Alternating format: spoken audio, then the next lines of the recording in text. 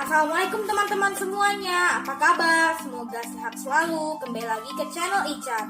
Di video kali ini Icat pengen cerita nih tentang sejarah kalender. Tapi sebelum itu like dan subscribe video ini agar Icat semakin semangat untuk membuat video selanjutnya. Oke?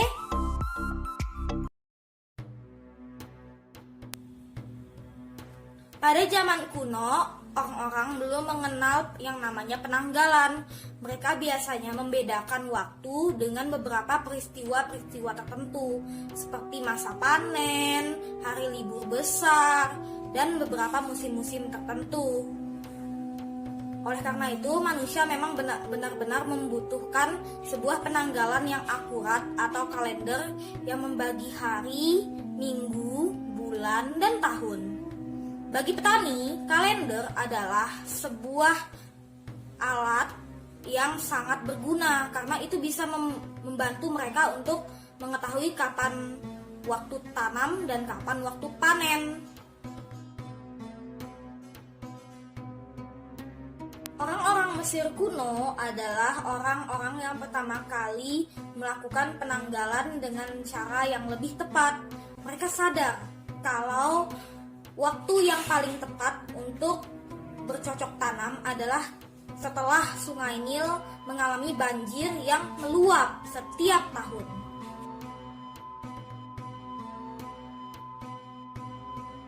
Untuk mempertajam perhitungan waktu mereka, orang Mesir juga memperhatikan gejala-gejala alam lain seperti munculnya planet Venus yang bersinar di langit. Nah, jadi teman-teman, ternyata orang-orang Mesir adalah orang-orang yang pertama kali melakukan perhitungan. Dalam satu tahun ada 365 hari, terdiri atas 12 bulan, dan satu bulan terdapat 30 hari ditambah dengan 5 hari ekstra. Para petani Mesir kuno membagi musim menjadi 3 musim. Yang pertama adalah musim banjir Sungai Nil, yang kedua adalah musim bercocok tanam, dan yang ketiga adalah musim panen. Kalender yang pertama kali digunakan di dunia adalah kalender lunar atau kalender bulan. Perhitungannya berdasarkan perputaran bulan terhadap bumi. Satu bulan artinya saat bulan purnama muncul sampai bulan purnama selanjutnya muncul. Ini terjadi 6.000 tahun yang lalu loh teman-teman. Keren kan? Selanjutnya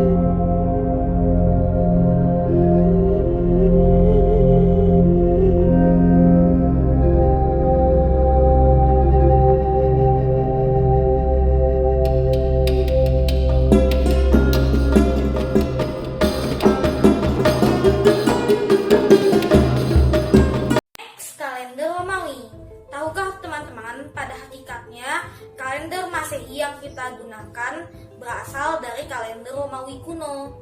Kalender Romawi kuno bermula pada pembangunan kota Roma yang didirikan oleh Romulus dan Remus pada tahun 753 sebelum Masehi. Awal tahun dari kalender Romawi kuno adalah pada awal musim semi dan terdiri dari 10 bulan.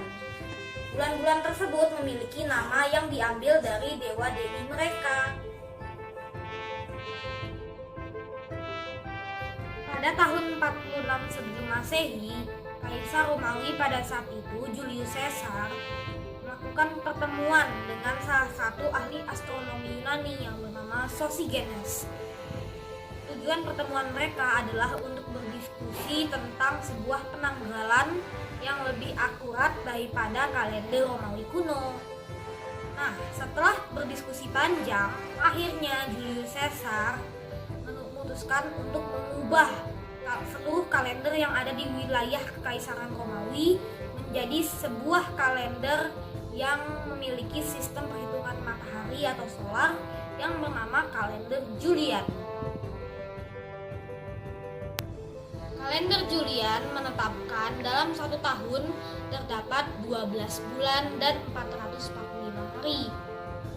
Julius Caesar juga menambahkan 2 bulan dari kalender Romawi kuno, yaitu Januari dan Februari. Januari bulan pertama dan Februari bulan kedua.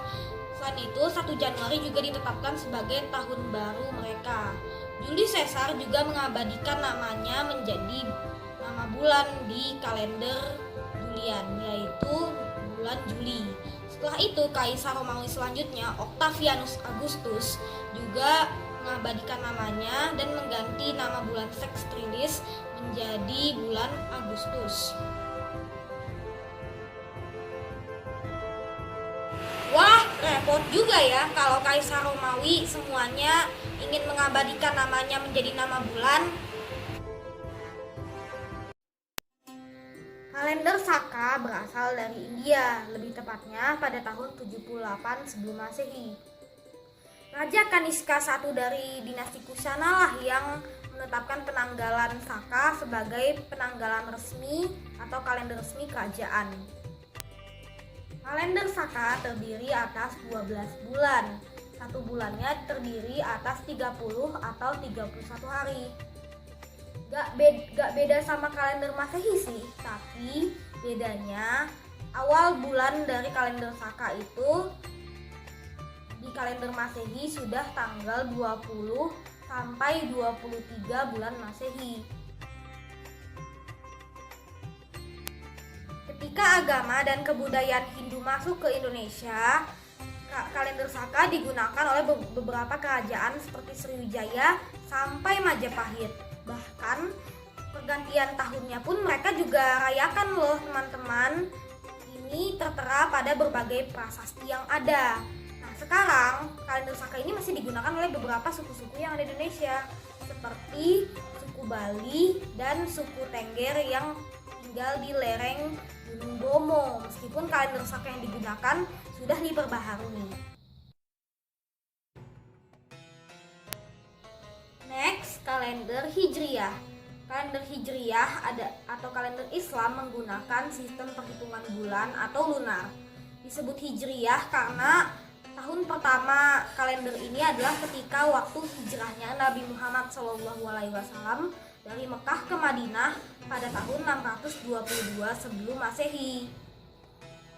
Sebelum Islam muncul, bangsa Arab sebenarnya sudah mengenal penanggalan atau kalender. Mereka juga sudah mengenal hari dan mengenal nama-nama hari dan bulan. Tetapi untuk nama tahun hanya disesuaikan dengan peristiwa besar yang terjadi pada tahun tersebut. Misalnya tahun gajah, di mana pada saat itu Abrahah menyerang Mekah dengan menggunakan bala tentara gajah. Nah, karena banyaknya persoalan, Khalifah Umar bin Khattab melakukan musyawarah dengan para sahabat untuk berdiskusi tentang penanggalan kalender Islam. Dan akhirnya ditetapkanlah peristiwa hijrah Nabi Muhammad sebagai tahun awal dari kalender Hijriyah. Umat Islam juga menggunakan kalender Hijriyah untuk menentukan beberapa hari raya yang berkaitan dengan ibadah. Contohnya bulan Ramadan, Idul Fitri, dan Idul Adha. Next, kalender Aztec. Suku Aztec adalah suku pribumi benua Amerika. Sebelum menjadi suku yang kuat, mereka sering hidup berpindah tempat atau nomaden. Suku Aztec juga mempercayai banyak dewa. Namun, dewa yang paling utama mereka sembah adalah dewa matahari dan dewa perang. Suku Aztec berkembang menjadi bangsa yang lebih kuat dan akhirnya mereka menetap di sebuah kota yang mereka bangun dengan nama Tenochtitlan. Kalender suku Aztec memiliki sistem dan perhitungan waktu yang sangat kompleks. Mereka membagi dua sistem kalender. Yang pertama, satu tahun ada 260 hari dan yang kedua, satu tahun ada 365 hari, mengacu pada perputaran bumi terhadap matahari. Orang-orang Aztec menggambar kalendernya di sebuah batu yang dimana di bagian tengahnya terdapat gambar dewa matahari. The last adalah kalender Gregorian atau yang biasa kita kenal sebagai kalender Masehi. Selama perjalanannya beratus-ratus tahun, kalender Julian mulai tidak akurat. Oleh karena itu, Dr. Aloysius Lilius dari Napoli, Italia memberikan usulan dan mengupas tentang kelemahan kalender Julian kepada Paus Gregorius ke-13 dari Roma, Italia. Pada kalender ini juga mulai diterapkan sistem penanggalan kabisat atau tahun kabisat. Itu waktu yang panjang bagi negara-negara untuk menerima penanggalan ini.